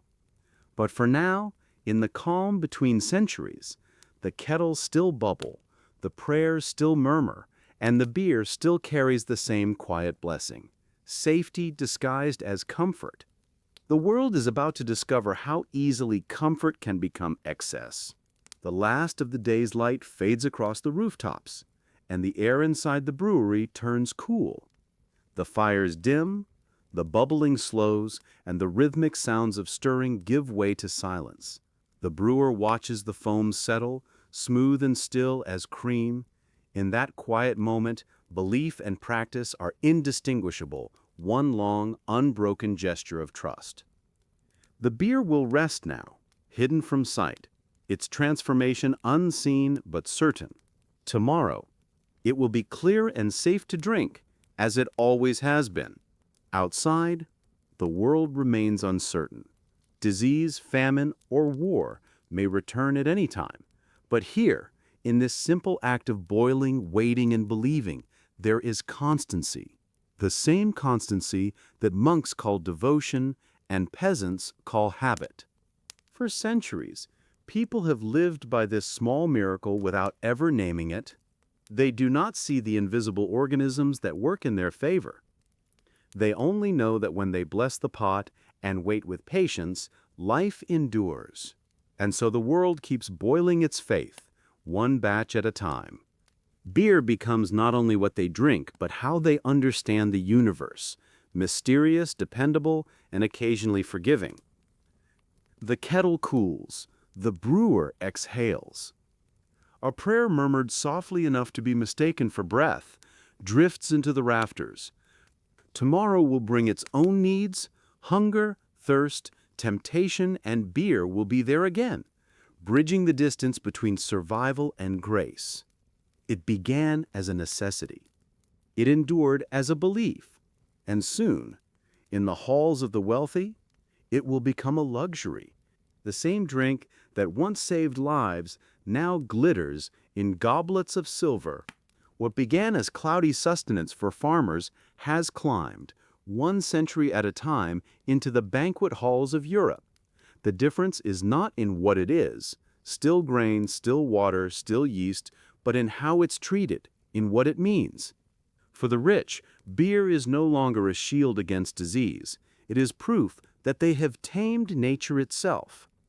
Imagine a medieval feast, a hall of carved oak beams and flickering torches, the air thick with warmth and laughter. The long tables groan beneath roasted meats, trenchers of bread and bowls of sugared fruit. Servants hurry to refill cups that never stay empty for long.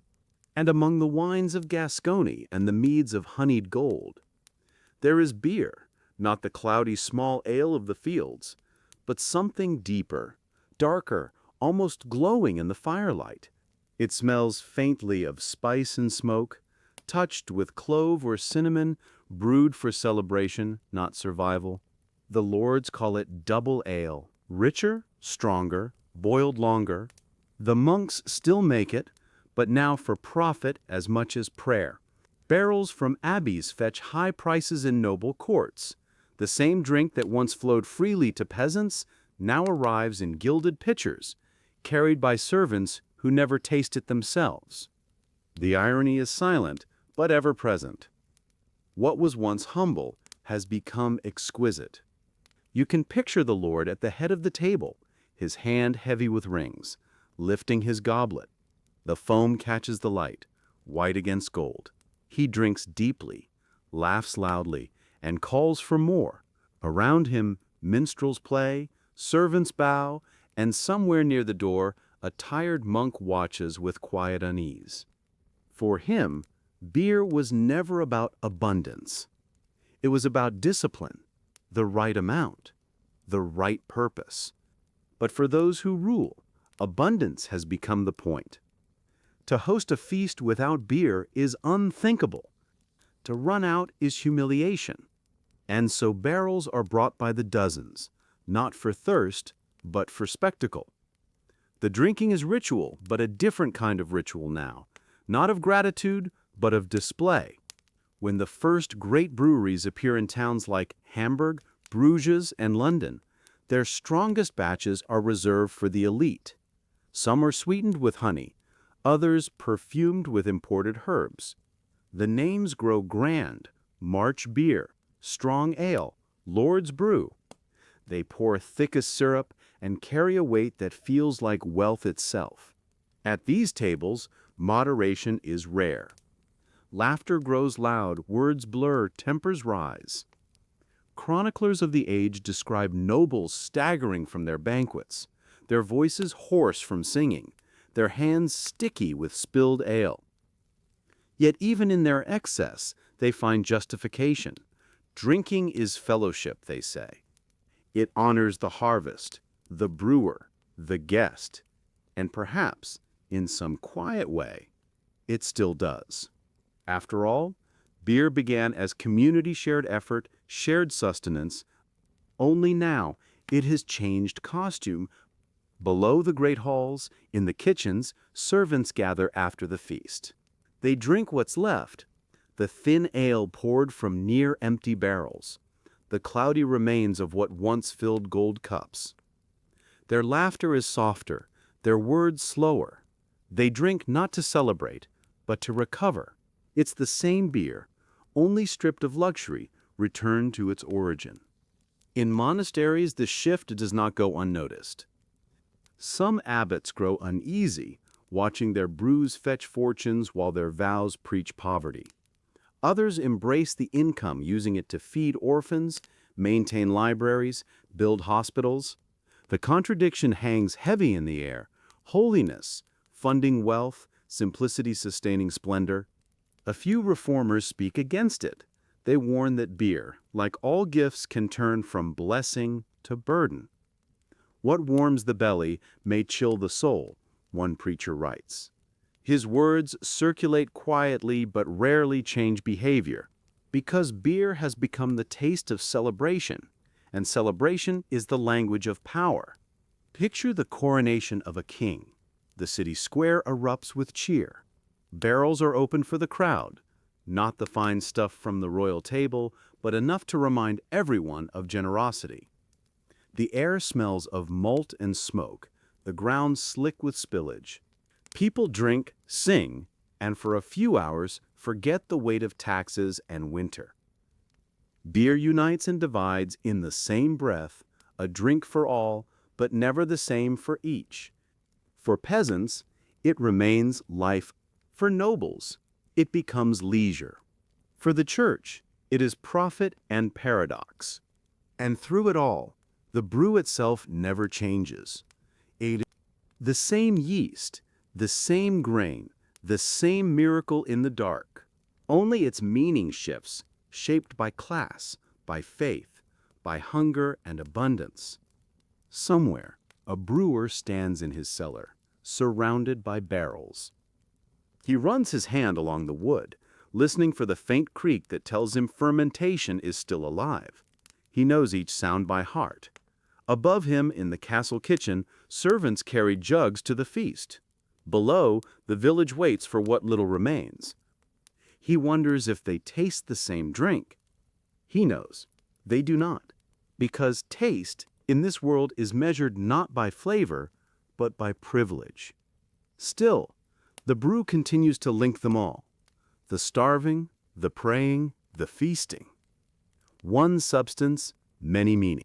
And as the music fades from the halls, and the servants sweep the rushes from the floor, a faint scent of ale lingers in the air, sweet, smoky, and a little sad. It is the scent of a civilization that has learned to survive, and now must learn what to do with comfort. In the wake of luxury comes reputation. Among the wealthy, beer becomes more than drink. It becomes language, the kind you use to announce who you are without saying a word. At feasts, the first impression isn't the food, but the pour. The clarity of the ale, the strength of its scent, the way the foam lingers at the rim of the cup, all of it speaks of status. The nobles order their beer filtered through linen, boiled longer, aged colder. The color grows darker, the flavor deeper, the alcohol heavier. To the poor, it's the same barley and water that warms their bellies. To the rich, it's an art form. And with that pride comes danger. Not the sudden danger of disease or famine, but the quiet rot of excess. Chroniclers of the age begin to write about drunkenness as a sign of moral decay. They speak of noblemen who start their mornings with beer strong enough to dull the senses, who dine with goblets always full, who end their nights with songs that stumble into confession. The church responds with sermons, careful, cautious, and laced with humor to soften the rebuke. Drink, but do not drown, preachers say, lest your soul be found at the bottom of the barrel. But people laugh, and the laughter grows louder after every cup. Taverns spring up around castle towns, offering strong brews to anyone with coin. Inside, the air is thick with heat, chatter, and roasted meat. The walls are dark with smoke, the floors strewn with rushes that dampen spilled drink. Merchants and squires crowd together, talking of trade, taxes, and love, their words loosening as the night goes on. A song begins somewhere near the fire, slow then faster, then a roar of voices all at once. Mugs thud against tables in rhythm. Laughter breaks out again. The tavern is the great equalizer of the age. For an hour, rank dissolves in the foam. But outside, in the dark streets, the quiet difference returns. The nobles drink in safety, the poor drink in consequence. What is amusement in one hall is punishment in another. Drunkenness in a noble is comedy. Drunkenness in a laborer is sin. So even in the age of plenty, beer reveals the old divides, the same invisible lines it once erased in shared survival. In the countryside, meanwhile, the church keeps brewing. The abbeys grow wealthy on beer sales, their ledgers heavy with profits. Pilgrims visit not just for relics, but for the brew, said to cure melancholy and strengthen faith. Some abbots worry about pride, others see prosperity as divine favor. A few write letters warning that what began as blessing now tempts greed. But the world has changed. Pilgrimage routes are busy, trade routes busier still. Beer moves faster than morality can catch it. In great cities like London, Bruges, and Ghent, brewing becomes industry. Stone buildings with rows of vats rise along rivers. Fires burn night and day. Workers shovel malt, stir steaming kettles, roll barrels down ramps, slick with spillage. The smell of yeast fills entire districts, warm, bready, endless.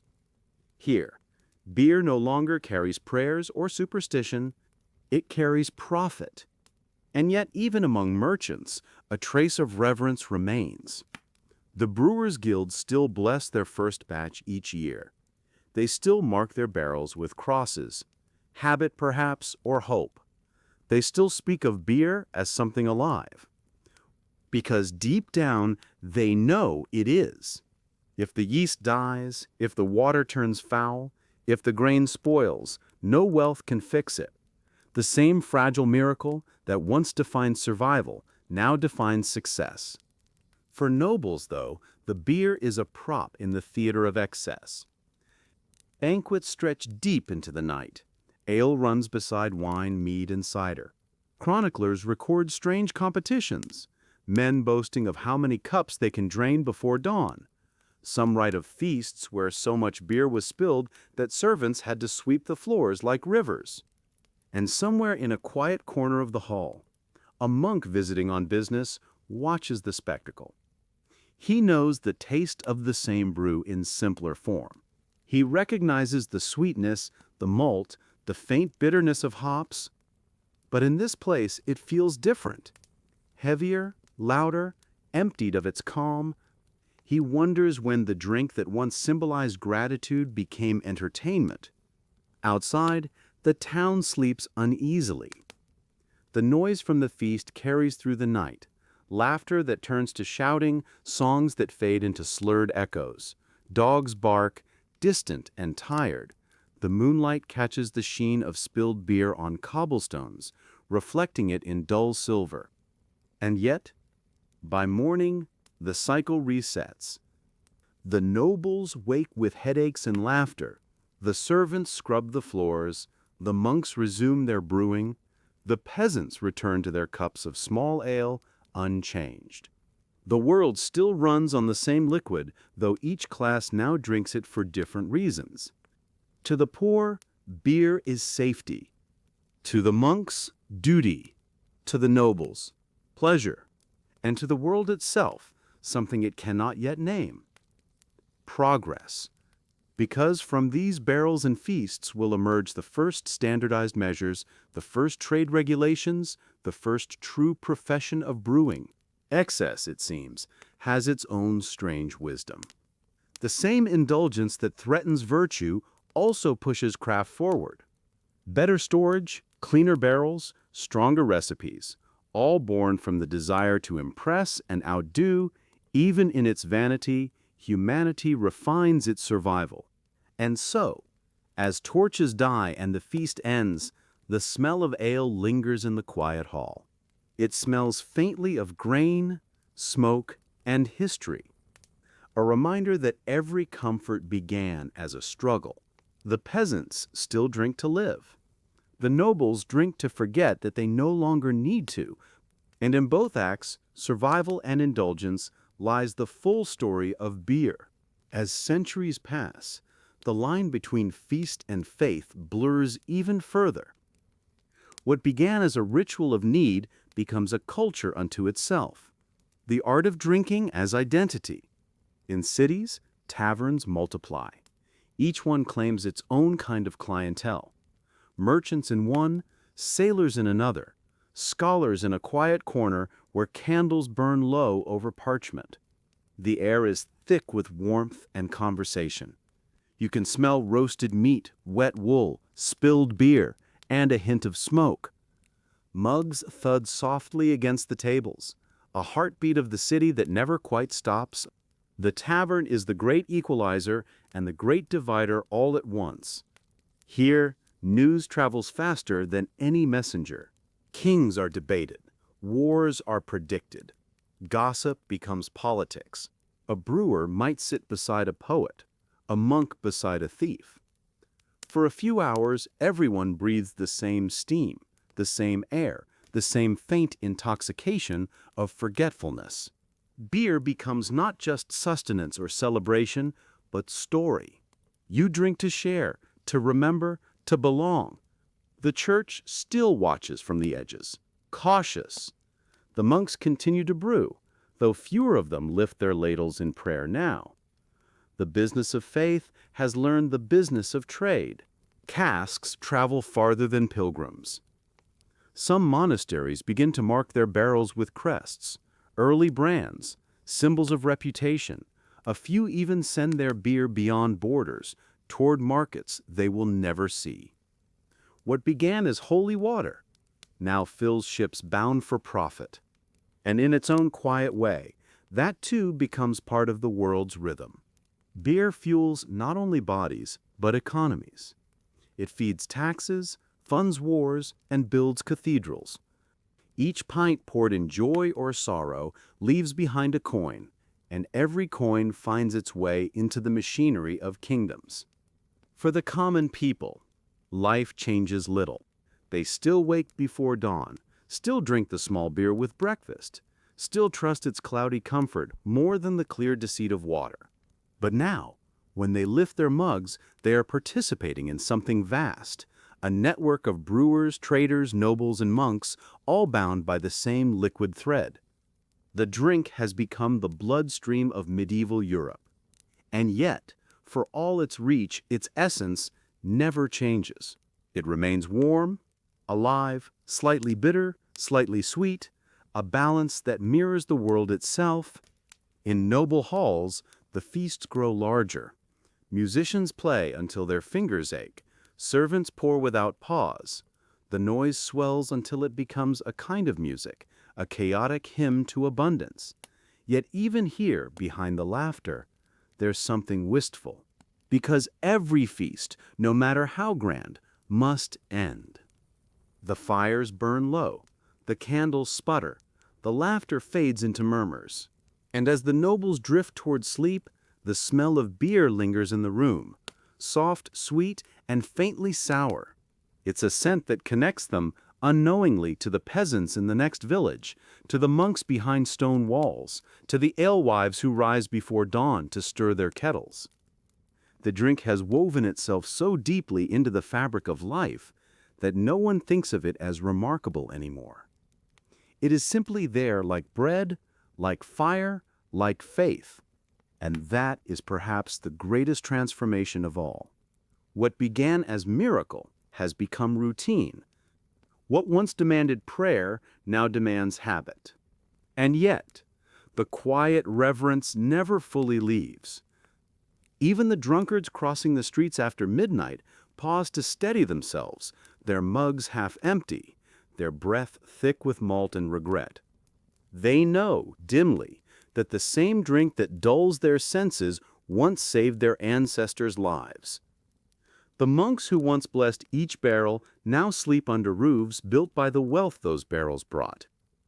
The nobles, who drink until they forget their worries, still raise their cups to God before the first sip. It is contradiction made liquid, devotion and indulgence sharing the same cup. And somewhere far from the noise of cities and courts, in a small village where no one writes or records, an old woman still brews her ale the old way. The fire crackles softly, steam gathers beneath the rafters. The smell is familiar, steady. She doesn't think of monks or nobles, of sin or virtue, of history or progress. She only knows that the water here is not to be trusted, that her family will need something to drink tomorrow, and that if she stirs the pot long enough, the world will remain bearable. The brew bubbles quietly. The same small miracle continues, unnoticed. And while kings feast and abbots count their coins, the real heart of beer remains here in the warmth of an ordinary kitchen, in the patience of an aging hand, in the faint hiss of life rising from a pot of boiling grain. That is where the story ends and begins again, endlessly. Because in the medieval world, nothing was ever truly invented or lost, only remade, refined, reimagined. Beer was never just a drink. It was civilization in a cup, fragile, forgiving, and alive. And though the wealthy may drown in luxury, it is the humble who keep the world alive, one brew, one prayer, one quiet sip at a time. The hall is quiet now. The laughter, the songs, the clatter of goblets, all of it has faded into the slow creak of timbers cooling above the embers of the feast. A few candles still burn, their light trembling across half-empty cups. The air smells of smoke, of roasted meat, and faintly of beer, the same smell that hangs over every corner of medieval life. Somewhere in the silence you can almost hear it, the slow echo of 1,000 kitchens, the whisper of boiling kettles, the murmur of prayers spoken over steaming vats. It's the same rhythm that carried villages through winters, that filled monasteries with purpose, that kept empires alive when water could not be trusted. Beer began as survival. It became faith. And in time, it turned to comfort, the kind that could both steady and seduce. It connected the hungry and the holy, the laborer and the lord. In its humble foam lived the whole story of the Middle Ages, need becoming habit, habit becoming art, art becoming excess, and through it all, the same quiet truth remained. Every sip was an act of trust in the unseen. Now, centuries later, when you raise a glass, the same miracle still lingers. Heat and patience, water and grain, belief and time. It no longer saves lives, but it remembers the centuries when it did. The fire in the great hall dies down to ash. Outside, the wind hums softly through the empty streets. Somewhere far away, another pot begins to boil. And the story continues, warm, alive, and quietly human. Sleep now. With that warmth in mind, the thought that every comfort, even the one in your hand, was once a hard-won victory against the dark. The world then as now is built on small miracles. And this one, humble and golden, still hums in our veins. Somewhere in the distance, the last embers of the fire still glow. The smoke has thinned, the air cooled, but that faint orange shimmer lingers, a small persistent light that refuses to fade. It feels fitting, somehow, after all the noise and labor of life, after the brewing and the work and the prayer, this is what remains. A little warmth, a little calm. If you listen closely, you can almost hear it, the soft creak of a wooden chair, the muffled sound of someone setting down an empty cup. The room smells faintly of grain and smoke, the scent of a day's work cooling into rest. The world outside is silent, and for the first time in hours, no one is rushing anywhere. This is the hour that belonged to reflection. The peasants knew it, and the monks knew it. Even the nobles, for all their noise and gold, felt it, that gentle stillness that arrives when the day is finished, when there's nothing left to prove. They didn't have a word for peace, not the way we do, but they knew what it felt like. The miracle of their lives was not that they brewed beer, or built castles, or survived plagues. It was that they found ways to make those struggles bearable. They took dirty water and turned it into something safe. They took fear and turned it into routine. And in that act, quiet and small as it was, they created something that still connects us to them, the simple need to make life gentler than it is. You can picture it. A man sitting by his door at dusk, the fields darkening around him. He takes a sip of ale, and it isn't joy he feels. Not exactly. It's steadiness. It's that quiet knowledge that the day is done and he is still here. The same ritual happens in the monastery. Miles away, a monk in his wool robe finishes his portion of beer, sets his mug down, and exhales through his nose like someone easing the weight of the world from his shoulders. They never met, the farmer and the monk, but they shared the same small moment, the same pause between effort and rest. Beer was their punctuation mark. It ended the sentence of each day. And what began as survival became something else, something deeply human. When we talk about history, we often imagine distance. Stone walls, faded parchment, names we can barely pronounce. But if you strip away the centuries, what you find is astonishingly familiar. They were tired. They were hopeful. They wanted the same things we do now: warmth, comfort, belonging, and a few kind faces to share it with. Every time you hold a cup, any cup, filled with anything, you're repeating an act that has survived every empire, every famine, every plague. The gesture of lifting, of sipping, of pausing to taste, that small motion is older than any flag or religion. It's what makes us human. That instinct to gather and share, to turn necessity into ritual, to make something ordinary feel like grace. The medieval world is gone, but its rhythm lingers in us. We still begin our days with rituals. We still find comfort in familiar tastes. We still tell stories by firelight, only now the fire burns behind glass and the stories play through screens.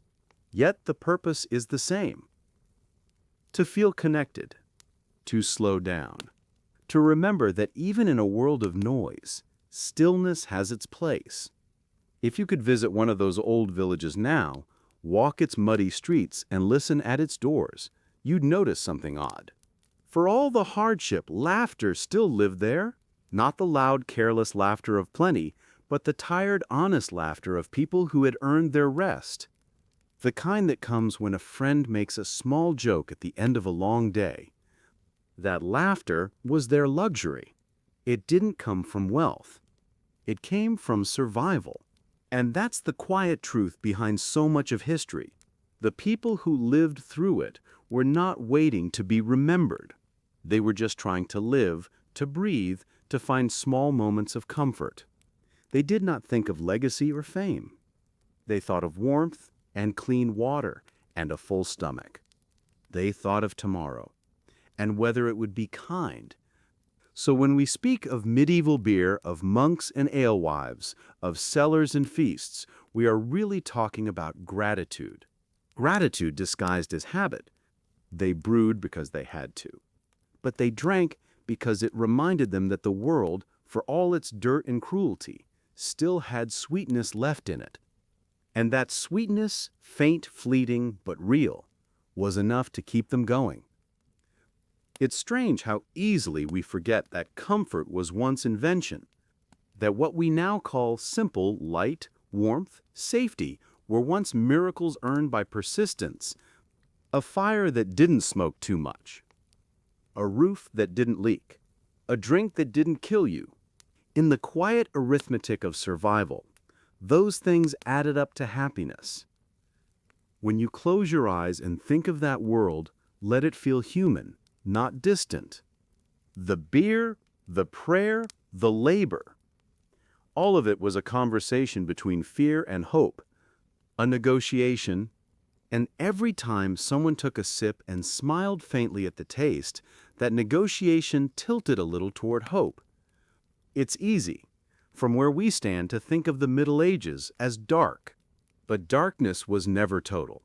It was always broken by candlelight, by laughter, by the smell of baking bread or brewing grain, by the touch of someone's hand passing a cup across a wooden table.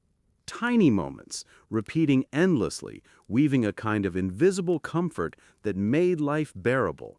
And perhaps, if you listen closely enough, those small comforts are still echoing in your own routines. In the way you reach for your morning coffee, or the way you breathe in the scent before you take the first sip. It's not so different. You two are turning the ordinary into ritual. You two are taming chaos with familiarity. You two are finding safety in a small act of care. That's what they were doing. All of them, from the fields to the monasteries to the castles. They were building comfort out of fragility. And maybe that's what we keep doing, century after century, reinventing peace one habit at a time. The wood gives a final sigh, collapsing into red ash.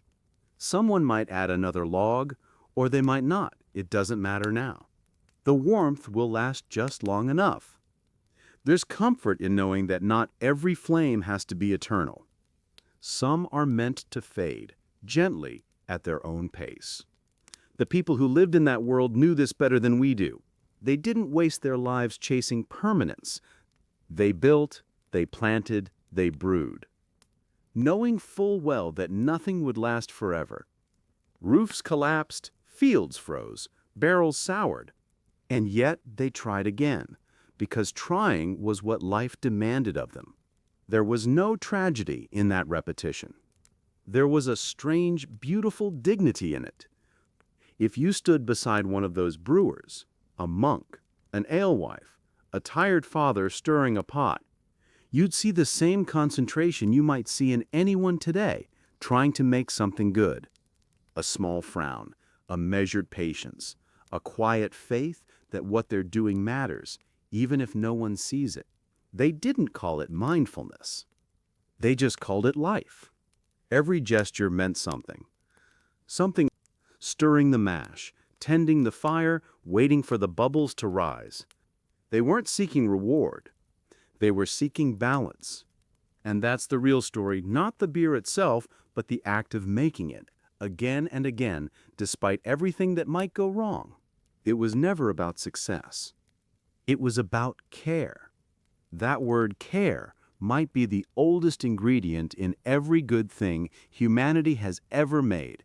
It turns work into ritual. It turns habit into grace. It is the difference between making something and meaning something. In the medieval world, care was survival. A loaf of bread baked too quickly could burn. A roof built carelessly could leak. A brew ignored for one night could spoil. So people learned to pay attention. They learned to notice details. And in that noticing, they found a kind of peace. Maybe that's what we've lost. The quiet joy of noticing. The patience of slow creation. Today, we hurry through everything, through meals, through moments, through life itself, as if the finish line offered something better than the pace. But they knew the truth. The rhythm was the reward. The repetition was the meaning. They weren't waiting for rest. They were living inside it. Picture a small house at night.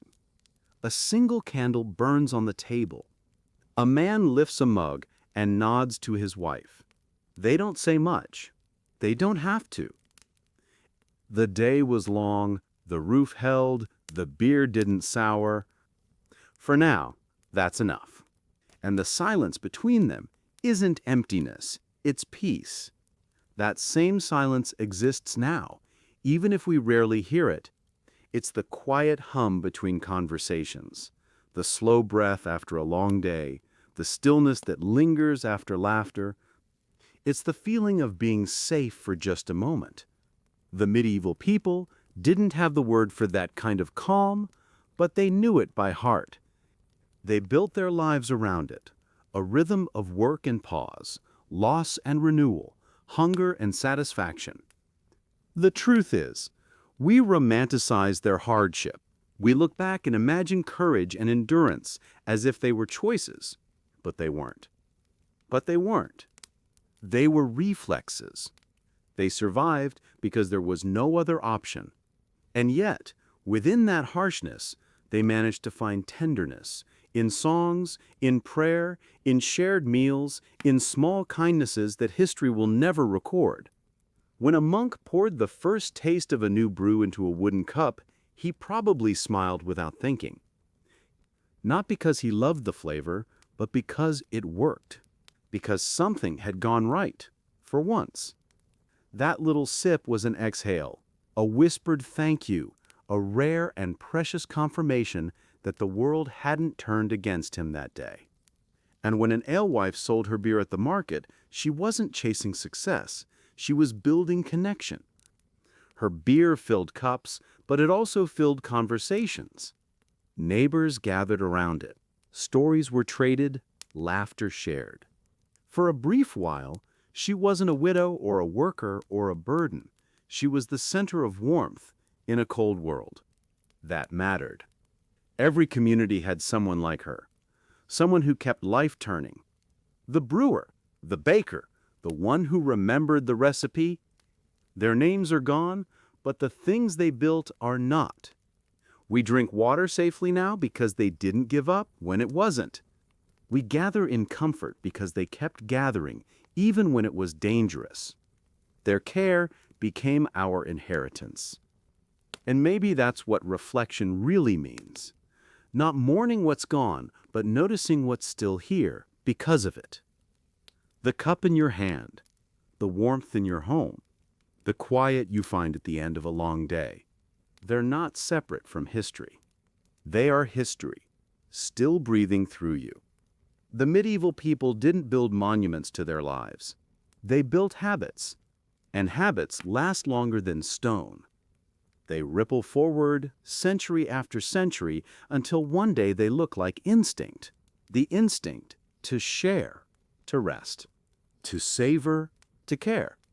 When you breathe now, slowly, you're sharing the same rhythm that once moved through 1,000 nameless lives. People who never knew peace beyond their small circle of light. People who, even in darkness, found ways to keep that light alive. And maybe, in some small way, you're doing the same. The flame flickers again. Someone shifts in their chair. The cup is empty. The silence thickens. But it isn't lonely. It's full of memory, not of events or facts, but of feeling, of the way it feels to be safe for a moment, even when the world isn't. There's a kind of kindness in endings when they arrive slowly, when they don't announce themselves with noise, but simply drift closer, like dusk spreading across the fields. The medieval world understood that rhythm. Days ended not with alarms or deadlines, but with the dimming of light, a cue written into the sky. When the candles burned low, when the bells sounded compline, people stopped, because night told them to, and they listened. That obedience to the natural world shaped how they thought, how they worked, how they rested. It reminded them that they were part of something larger. Not in a grand religious sense, but in a quiet physical one. They lived within cycles of seasons, of labor, of loss, of growth. And those cycles kept them grounded, in a way we often forget to be. Each brew was part of that rhythm. There was no rush, no illusion of control. You stirred, you waited, you hoped. If it soured, you tried again. If it worked, you shared it. Every success and failure folded neatly into the larger pattern. Life as a sequence of attempts, each one worthy of its own small reverence. We like to imagine progress as straight lines, but theirs was circular. The same tasks repeated, the same prayers whispered, the same fires tended, nothing wasted, nothing truly finished. The beauty was in the return. And perhaps that's what our modern world has misplaced, the comfort of repetition. The peace in doing something not because it's new, but because it's right. A life shaped by care, not novelty. That's what their days taught, that peace isn't found in excitement, but in gentleness, in knowing what must be done, and doing it with quiet faith. When you think of a medieval evening, don't picture suffering, picture endurance. Picture simplicity so thorough it became grace. A wooden bowl of soup, a rough blanket, a warm drink shared before sleep. Nothing grand, yet everything necessary. And inside that smallness, dignity. They didn't need to call it mindfulness or gratitude. They simply knew what mattered because everything cost them effort. When you carried water, you learned its weight. When you grew food, you learned patience. When you brewed, you learned humility because nature had the final say. And so their respect wasn't philosophical. It was practical. It was lived. That's why their stories, even centuries later, still feel so familiar. Because the shape of their lives, work, care, rest, repeat, is still ours, just hidden beneath electric light and convenience. We still crave the same patterns. We still want our efforts to mean something. We still look for the same small comforts that let us say, "I've done enough for today." And maybe that's what this story has been about all along. Not beer, not history, but enoughness. That quiet line between struggle and contentment, drawn by the hands of ordinary people. The peasants and monks and brewers who, without knowing, were teaching us what satisfaction looks like and how rare, how sacred it is. If you could ask them what they wanted, they wouldn't have said comfort or progress or freedom. They'd have said time. Time to finish the work. Time to rest before the next dawn. Time to sit beside the fire and breathe. And that is what they earned. Each day, a few hours of stillness, bought by their own labor. Tonight, across centuries, you have that same stillness. It's different. Yes, the hum of distant traffic instead of wind, the glow of a screen instead of candlelight, but the feeling is ancient. You've arrived at the same threshold between noise and quiet, the same slow descent from doing to being. The people of the past would have recognized this moment. They would have nodded, smiled faintly, and told you, this is what all the work was for. To end the day knowing you have enough. To hold warmth in your hands and not ask for more. Imagine them now, fading into the edges of thought. The monk, setting down his ladle. The alewife blowing out her lamp. The farmer leaning his head against the wall and closing his eyes. All of them breathing in the same peace that settles over you now. A peace not built on luxury, but on completion.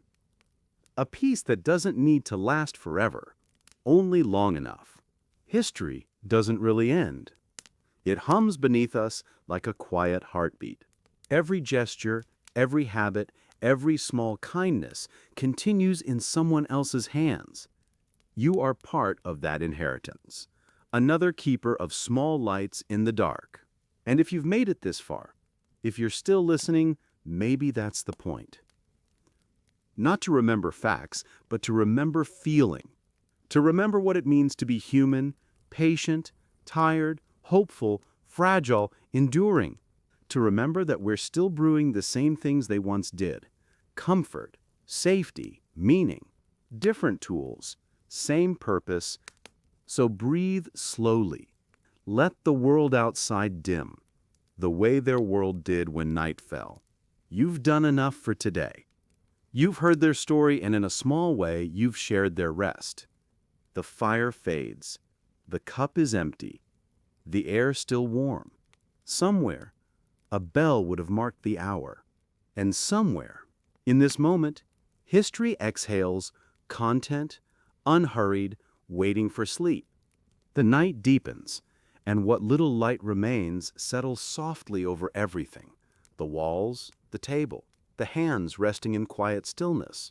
The air no longer smells of smoke or grain, only of cool stone and silence. Outside, the world folds into shadow, the kind that feels more like a blanket than a void. Even the fire seems to breathe slower now, its final embers blinking like tired eyes. This is how it must have ended. Countless nights ago, not with noise, not with words, but with the sound of people simply being: a monk closing his ledger, a woman washing her hands after pouring the last jug, a farmer setting down his tools, shoulders sinking with relief, each of them fading gently into the same kind of stillness that you feel now. If history has a heartbeat, it sounds like this: the long exhale after effort, the slow hush between one day and the next. It's not something that needs to be remembered, it's something that needs to be felt. And you're feeling it, even now, as their world and yours briefly overlap in this quiet. The story has circled back to its beginning, not in facts, but in feeling. Back to warmth, to care, to the soft miracle of survival that hums beneath every age. The people who once brewed beer to make water safe didn't know that. Centuries later, someone would remember them. But maybe that doesn't matter. Maybe what matters is that their small acts of care are still alive in us, in every shared meal, every warm drink, every quiet moment of rest. Their world is gone, but their rhythm remains. And that rhythm work, care, rest, repeat, carries you toward the same gentle ending they knew. A slow settling of the soul, a warmth that lingers, even as the light fades. If you enjoyed drifting through history tonight, consider subscribing before you fall asleep. It helps this little corner of the internet keep growing, one quiet story at a time. And if you're still awake, leave a comment telling me where in the world you're listening from. I love seeing the map fill up with night owls. Sleep well and good night.